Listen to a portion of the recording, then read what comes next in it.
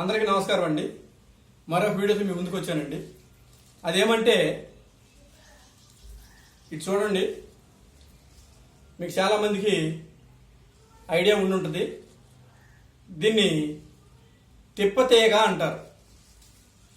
తిప్పతీగ ఈ మధ్యకాలంలో బాగా పాపులర్ అయిపోయింది, జనాలకు నోటెడ్ అయిపోయింది. ఆయనకి షుగర్ ఉందంట, నాకు షుగర్ వచ్చింది అని షుగరు అనే ప్రస్తావన జనాల మధ్య వచ్చిందంటే ఆయుర్వేద పరంగా ఈ ఆకులు అలములతో తగ్గించుకునే విధంగా ప్రస్తావన వచ్చిందంటే తిప్పతీగ 2 ఆకులు తినండి పరగడుపునే, తిప్పతీగ 2 ఆకులు తినండి పరగడుపునే అని చాలామంది చెప్తున్నారు. ఏమండి, తిప్పతీగ ఆకు పరగడుపుని తింటే ఆకులుగా తిక్క కూడా వచ్చింది, తిక్క కూడా వచ్చింది. కొన్నిటిని ఔషధంలాగా తీసుకోవాలి. ఆకులుగా పచ్చిగా తింటే అన్నిటికీ సూట్ అవ్వదు. ఇప్పుడు కరివేపాకు ఉందండి, ఒక 3-4 కరివేపాకులు రోజు పొద్దున్నే తినవచ్చు, లేదా కషాయంగా చేసుకుని తాగొచ్చు, జ్యూస్గా తీసుకుని తాగొచ్చు.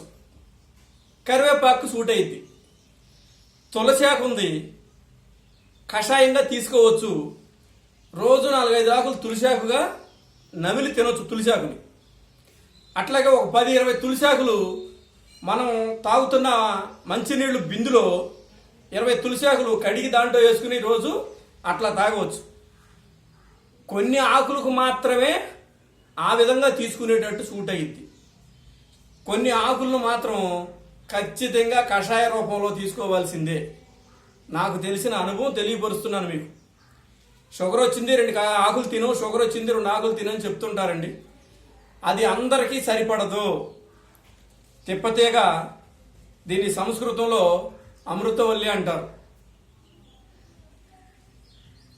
కాబట్టి నేనేం చెప్తున్నానంటే, ఆకు కంటే తిప్పతీగ ఆకు కంటే దాని కాడ అంత ముక్కలుగా కట్ చేసి 1 గ్లాసు నీళ్లు పోసి మరిగించి గోరువెచ్చగా అయిన తర్వాత వడపోసుకుని తీసుకుంటే, 1 స్పూన్ తేనె కలుపుకుని గోరువెచ్చగా తీసుకుంటే చాలా ఉపయోగం. అదే షుగర్ ఉన్నటువంటి వాళ్ళు కొంచెం తాటి బెల్లం కలుపుకొని తీసుకుంటే చాలా మంచిది. తిప్పతీగ అనేది మన దేహంలో చాలా సమస్యలకు పనిచేసిద్దండి. చాలా ఔషధ గుణాలు ఉన్నటువంటిది. కాబట్టి దీన్ని ఔషధంగానే తీసుకోవాలని తెలియపరుస్తూ ఆకులుగా తీసుకోవద్దని తెలియపరుస్తున్నాను. ఈ వీడియో నచ్చినట్లయితే లైక్ చేయండి, షేర్ చేయండి, సబ్స్క్రైబ్ చేసుకోండి. అందరికీ ధన్యవాదాలు.